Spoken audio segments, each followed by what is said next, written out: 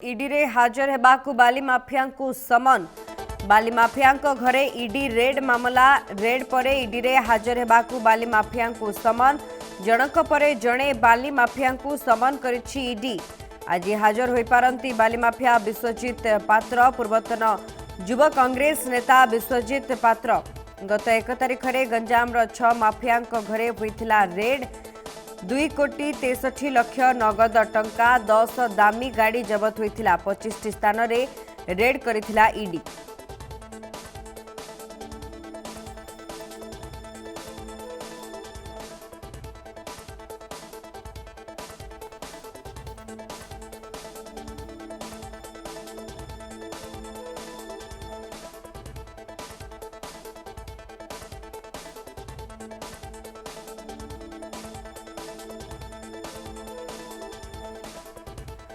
ED रे हाजर हेबाकु बाली mafia को समन। गोटे पर गोटे बाली माफिया को पचराउचरा पर तदंत प्रक्रिया आग को बढ़ुछि एवं सेमानकु समन मध्य जारी करा जायछि। गत 16 तारिख में गंजाम पाखापाखि 6 माफिया घरे होइथिला रेड।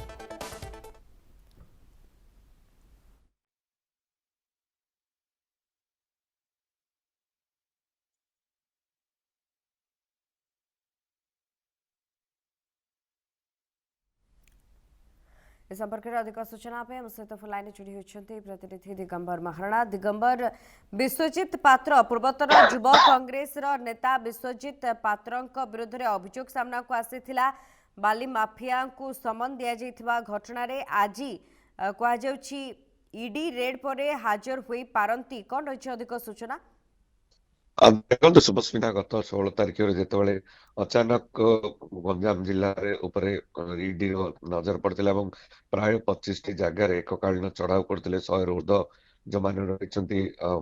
पुलिस कर्मचारी आरंभ कर ईडी अधिकारी माने चढ़ाऊ करते 6टी स्थान गोटे थर प्राय 25 स्थान 6 जन घरे विशेषकर आप जानते जोटा कि पूर्वतन मुख्यमंत्री नवीन पट्टनायक निज घनिष्ठ जड़े बीजेडी नेता जे कि ऋषिकेश पाड़ी घरे सहित पुओ सचिन पाड़ी से भाव आस्कार जड़े मद माफिया बाली माफिया जहाँ कहुच्छे भगवान साहू एवं विश्वजित पात्र जे कि पूर्वतन ये युव कांग्रेस नेता थे अन्य प्राय 6 जन घर उपर ईडी रेड करथिला अनेक तथ्य पाइबा सहित 2,63,00,000 टंका जबत करथिला अनेक प्राय 10टी दामी दामी कार जो जार बहु मूल्य कार से गुड़िक जबत करते तेणु या जना पड़ जाऊला जिते ईडी एम केते डाक एम जेरा कर कौन किंतु वर्तमान जेहेतु प्रथम पर्यायर समस्त गोटे प्रकार नोटिस करा विश्वजित पात्र जी रोचंती पूर्वतन जी युव कांग्रेस नेता प्रथम ईडी समन कर व्यक्तिगत हाजर होगापी तेणु हाजर होगापर एते टंका से आसला कौटी विशेषकर गंजाम जिलार जो रोची रुस्कुलिया जो बड़ नदी एवं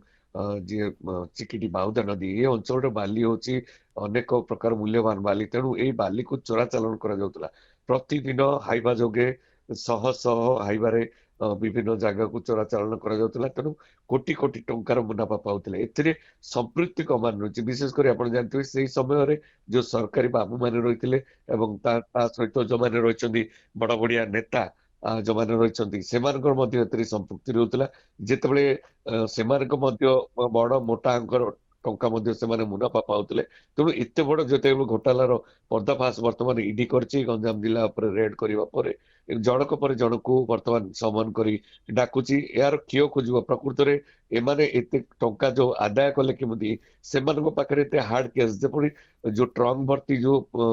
टंका जो देखिले समस्त गोटे ताजुब हो जाइतिले एते टंका घरे मौजूद रखुतिले काहेकि जदि प्रकृत रे सेमानकर ब्लैक मनी नो ये व्हाइट मनी ताले निश्चित बैंक रे टंका जमा आइता ना तेणु निश्चित एमाने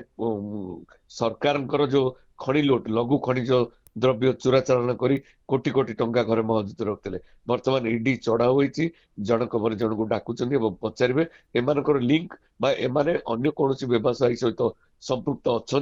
ना एमाने केवल जे बाली लुट एवं लघु खनिज लुट करी ଏମାନେ କୋଟି କୋଟି ଟଙ୍କା ଗଚ୍ଛିତ ରଖୁଛନ୍ତି ତାର ମଧ୍ୟ ପର୍ଦ୍ଦାଫାଶ ହବ ବୋଲି ଆଶା କରାଯାଉଛି। दिगंबर ଶୁଭସ୍ମିତା। 16 तारिख रे जो रेड प्रक्रिया करा जायथिला एथिरे 6 जण माफिया घरे रेड करा जायथिला सेमानक निकटरू 2,63,00,000 टंकार नगद टंका 10 दामी गाड़ी जबत होइथिला 25 टी स्थान रे मध्य रेड करा जायथिला। तेबे ई 6 माफिया घर कथा जदि कहबा अन्य केमानंकु केउ केउ दिन समन करा जायछि हाजर हेबा पई सेरे किछि चित्र स्पष्ट होइछि कि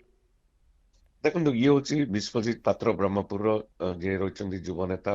ପୂର୍ବତନ କଂଗ୍ରେସର ମଧ୍ୟ ସିଏ ସକ୍ରିୟ ନେତା ଥିଲେ। ସିଏ ଏତେ ବଡ ଟଙ୍କାର ମାଲିକାନା କେମିତି ହେଲେ ତାଙ୍କ ଘରେ କାହିଁକି ଇଡି ରେଡ୍ ହେଲା ଇଏ କିଏ ବି ସହଜରେ ଗ୍ରହଣ କରିପାରୁନାହାନ୍ତି ଯେ ସାମାନ୍ୟ ବିଶ୍ୱଜିତ ପାତ୍ରଙ୍କ ଘରେ ଯେତେବେଳେ ଇଡି ରେଡ୍ ହେଲା ତ ଏତେ ଟଙ୍କା ସିଏ ପାଇଲେ କୋଉଠି। ତ ପ୍ରଥମ ପର୍ଯ୍ୟାୟରେ ଯେହେତୁ